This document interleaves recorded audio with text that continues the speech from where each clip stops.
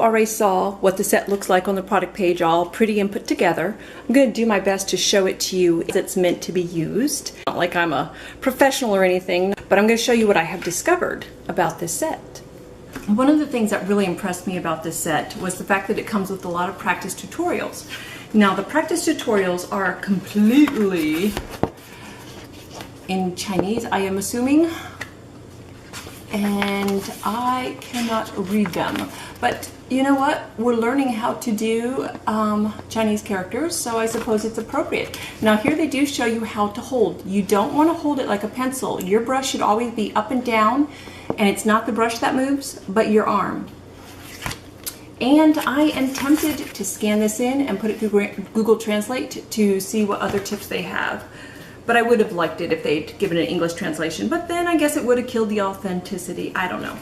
Let me show you what is really cool about this. You take your brush, have your bowl, you put your water in it.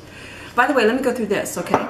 So you have your little bowl, you have your grinding stone, and your grinding stone, it comes in this little kit to keep it protected, and it's gorgeous. Oh, can you see it's even decorated? This is your grinding stone, and this is where you're going to make your ink. You have your ink in this little box here, and this is your ink. To make your ink, you're going to put a little bit of water into your grinding stone, and you know what, we'll get to that in a minute. We'll get to that. Ink later. Okay, then you have your red ink, and this is for stamping because they don't sign their name the way we do. A calligrapher will actually use a stamper. And so you also have your stamp here, which you are going to grind your own symbol, logo, name, whatever you want to put. It's probably best if you use a Dremel tool and just go ahead and mark the areas you want removed and Dremel it out. And then this is your stamper, because you always sign your name at the end of your work. So it comes with that. You already saw that it comes with the lovely little brush holders, beautiful. And it comes with your paperweights, and the paperweights will be used when you're using your longer papers, because you do want to keep your work steady when you're doing calligraphy. And generally what they teach you is to have one hand holding your brush and one hand making sure your paper is steady. So it's really nice that they also have these paperweights to ensure that you get a nice clean look there. Now the brushes, I really can't say the quality of. I really can't. I can tell you they're absolutely gorgeous. And right here on the gold writing, I want to say gold foil because it is upraised. There is a slight bit of texture to that. Wonderful.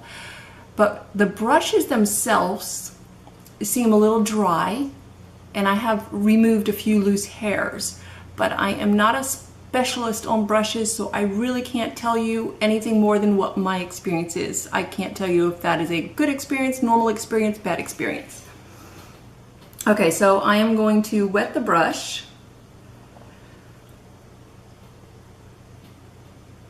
And here it is wet.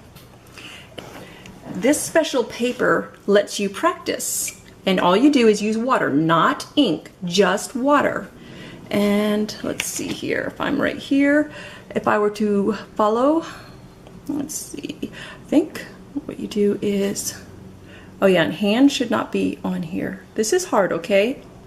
For a beginner, it takes a lot of practice learning how to hold and master. See what I mean?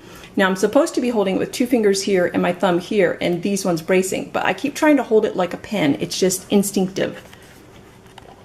Now what makes this paper so special is that when this water dries, this is going to go back to clear. It will be as if it was never there. So you can use this over and over and over to practice. And again, got to remember how to hold it, because I'm bad at this. Oh yeah, and the brush should always be up and down.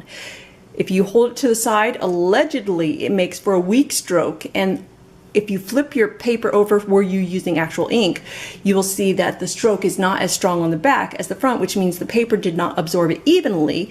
And this is all very important to know, but a skill that you gather over time, not instantaneously the way I would like to, because, you know, I'm impatient. Okay, so this one, it says up and then come back and then like so. You see this one is already starting to fade away. This one tells me that I need a slight hook. See here, it's got this rounded shape and like so. Obviously, I have a ton of practicing to do. And this book that I was telling you about in Chinese, same thing.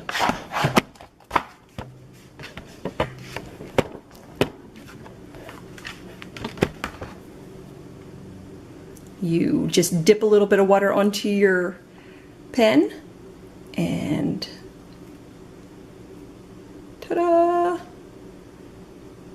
Practice away. But did you see my hand there? I was acting like this was a pen again. This is going to take a lot of practice because this is an art, and it's very different from what I know. So this is a really, really interesting set that's going to give you everything you need to start practicing. Obviously, you've got a lot of practice. Same thing with this. As the water dries, it's going to disappear. I've used this several times, and you wouldn't know it by the fact that I'm still so untalented, but I've used it several times, and it just disappears when you're done, and you can reuse it and reuse it. And that's using only water.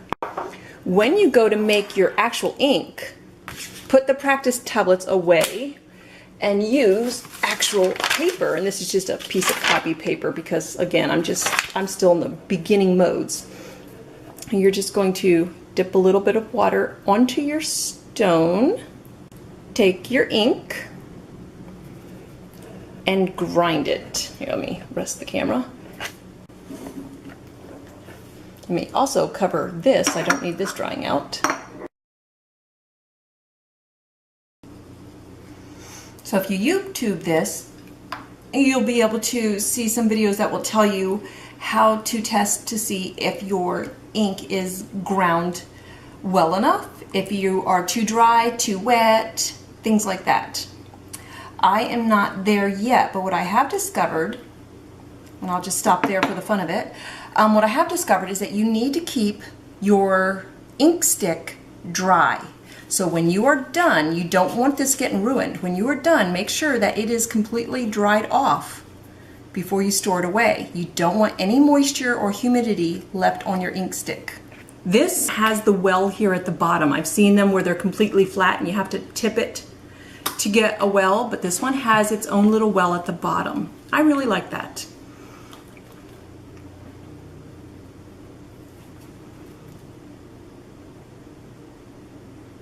Oh, doing it again, still not holding my pen right. So I hope that tells you what you need to know about this kit.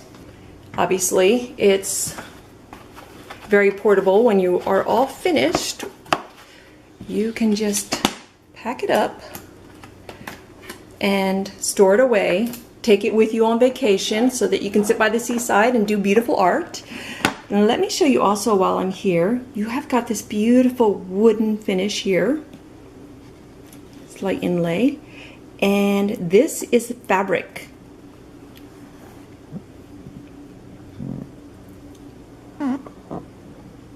Now mine did have a tiny chip here, tiny little chip, and I'm going to take, you know how you have wood floors and if you gouge it you can use those little pens to fix it? I'm going to do that right there to fix that. I'm not worried because, oh my gosh, this kit is just such a miraculous tool for teaching you and giving you practice. Again, so much practice that you can do. Again, really impressed with what this kit is going to be teaching me to do.